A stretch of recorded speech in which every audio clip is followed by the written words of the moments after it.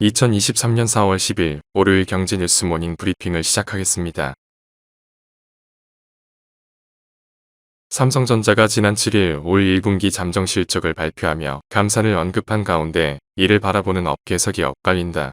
삼성전자의 감산을 호재로 보는 쪽은 공급량 조절이 메모리 가격 상승으로 이어질 것이라는 데 초점을 맞춘다. 무감산을 고수하던 삼성전자가 1998년 이후 처음으로 감산을 공식화하면서 반도체 불황이 예상보다도 더 깊고 장기화하는 것 아니냐는 시각도 있다. 불황의 골이 깊어 경쟁사들에 비해 상대적으로 강한 체력을 가진 삼성전자조차도 견딜 수 있는 수준을 넘어섰다는 것이다. 업계는 일시적인 수급 안정화를 넘어 궁극적인 반도체 업턴이 일어나려면 공급량 조절에 더해 소비 심리 회복이 필수적이라고 봤다. 다음 뉴스. 현대차와 기아가 올해 1분기 실적 발표에서 역대 1분기 최고 성적표를 받을 것으로 전망된다. 현대차는 상장사 분기 영업이익 1위에도 오를 것으로 보인다.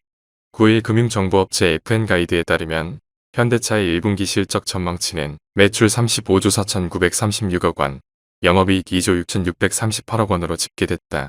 같은 그룹사인 기아의 전망치도 매출 22조 3,561억 원, 영업이익 2조 1,655억 원이다.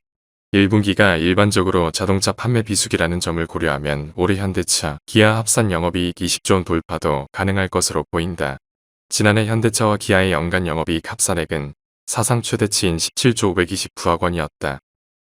다음 뉴스. 삼성전자의 올 1사분기 영업이익이 급감하면서 올해 세수 펑크 경고음이 커지고 있다. 삼성전자의 실적은 주요 수출 대기업 경영 지표 가늠자다. 국세의 4분의 1가량을 차지하는 법인 세수 감소가 불가피하고 4년 만에 세수 결손 가능성이 한층 커졌다. 법인세뿐만 아니다.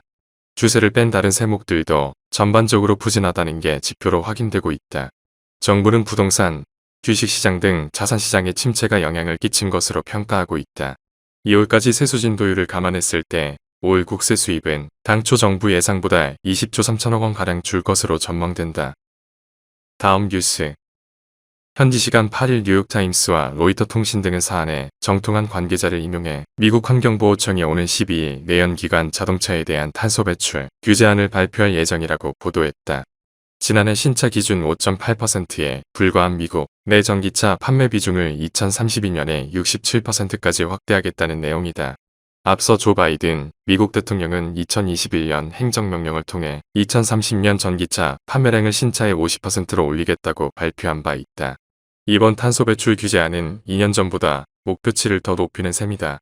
시장에서는 지난달에 유럽이 2035년 내연기관차 퇴출을 선언하자 미국이 전기차 시장의 주도권을 잡기 위해 경쟁적으로 나서는 것으로 풀이했다. 다음 뉴스.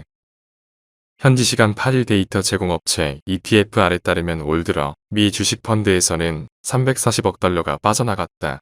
반면 유럽에는 100억 달러, 중국에는 160억 달러가 유입됐다. 파이낸셜 타임스는 미 펀드 매니저들이 점점 해외 주식시장 투자를 늘리고 있다고 보도했다.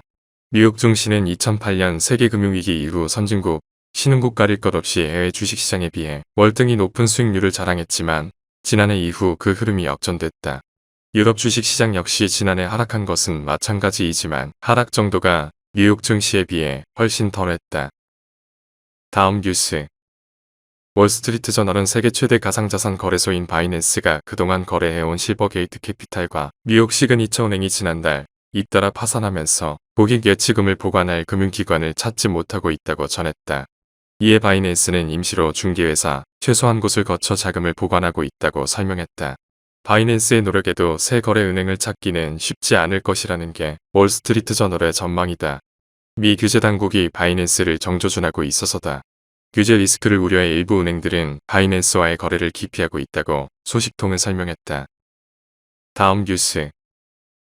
9일 니혼게이자이 신문에 따르면 도쿄권의 데이터 센터가 급증하고 있어 3에서 5년 뒤에는 싱가포르를 제치고 아시아 최대 수준인 베이징에 육박할 것으로 보인다.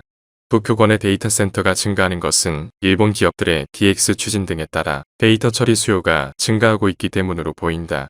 데이터 유통 속도나 개인정보 유출 우려 등으로 데이터 센터를 일본으로 옮겨오는 기업들도 있다. 일본이 데이터 센터 증가세를 이어가기 위해서는 전기료 부담을 낮추는 구조개혁이 필요하다고 니케이는 지적했다. 다음 뉴스. 하나은행이 고시한 4월 7일 오후 10시 원달러 환율은 1319원입니다. 시청해주셔서 감사합니다. 더 좋은 영상을 위해 구독, 좋아요 부탁드립니다.